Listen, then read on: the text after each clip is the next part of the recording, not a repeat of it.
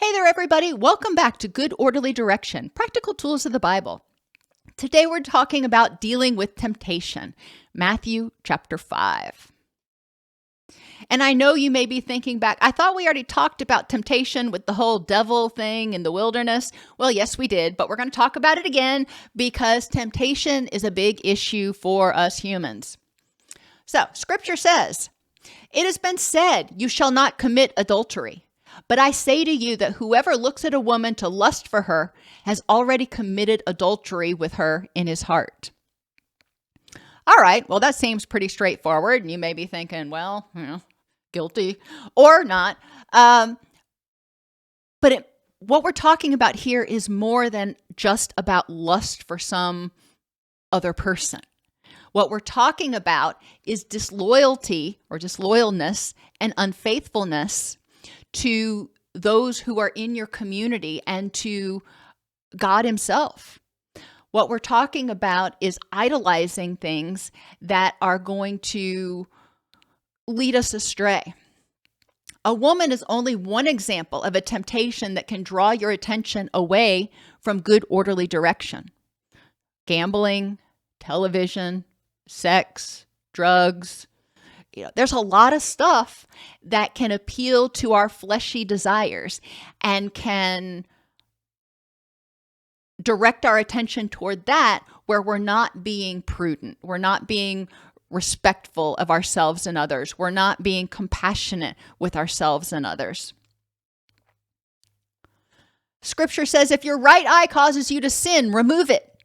It's better for you that one of your members perish than for your whole body to be cast into hell. All right, again, from a trauma-informed perspective, this sounds pretty terrifying. And Jesus is speaking in metaphors. He doesn't expect us to actually gouge out our eyes. What he's saying is, if there is something that is causing us to choose behaviors that don't follow good orderly direction, we may need to consider cutting that something out of our life.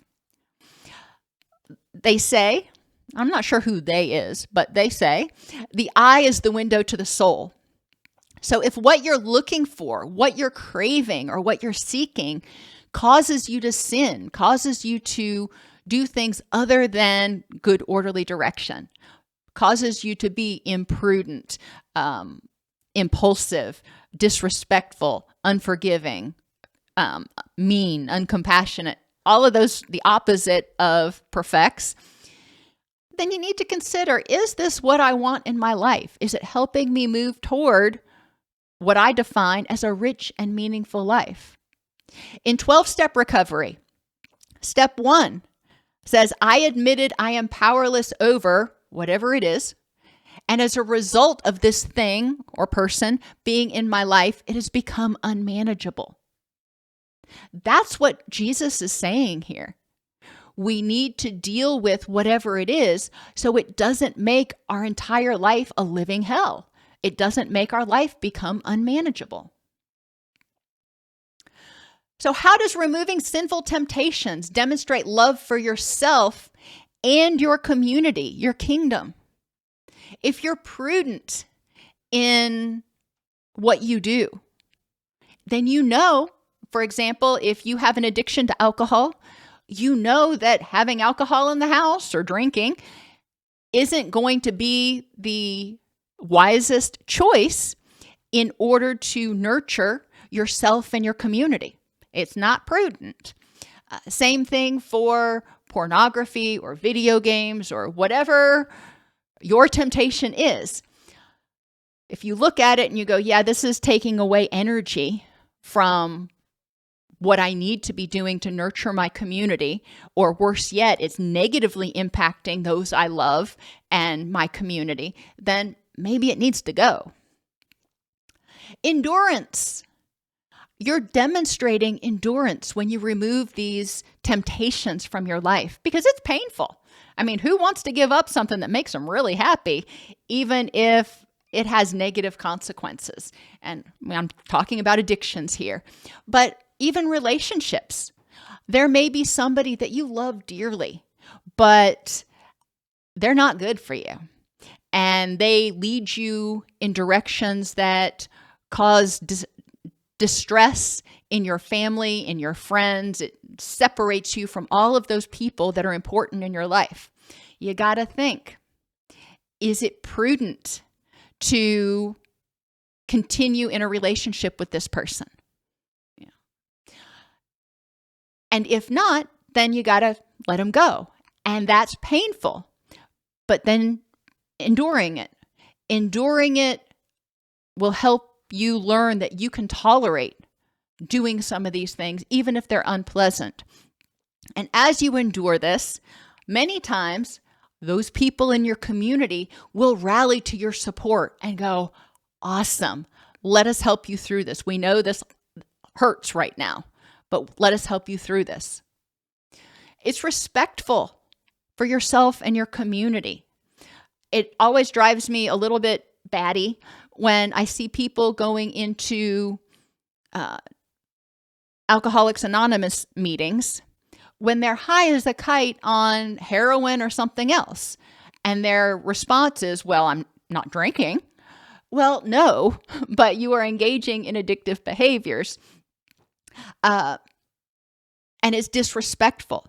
Not only is it disrespectful to yourself to be doing this to yourself, but it's disrespectful to the people in the room that are trying to get healthy, that are trying to actually walk the walk. They're not being Pharisees. They're not just talking the talk. They're actually trying to stay clean and sober. Forgiveness. Well, if you give in to sinful temptations, or if you have cravings and urges, and we'll talk about forgiveness and compassion together here, it's important to be compassionate with yourself and recognize, yeah, we've got some fleshy temptations here. And I'm going to forgive myself for having this craving. If you get angry with yourself about it, if you get angry about the craving, you're just ramping up that stress response and make it more likely that it's going to seem too painful to endure. If you forgive yourself and you're compassionate and go, this is awful.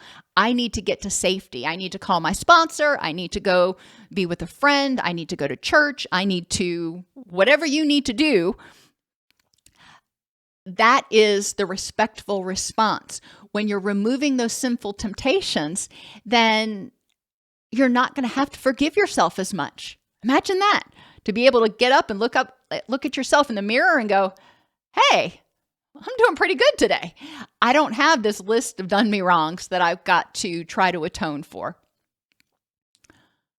When you're truthful with yourself and you're selfless, you recognize how your behavior impacts those around you.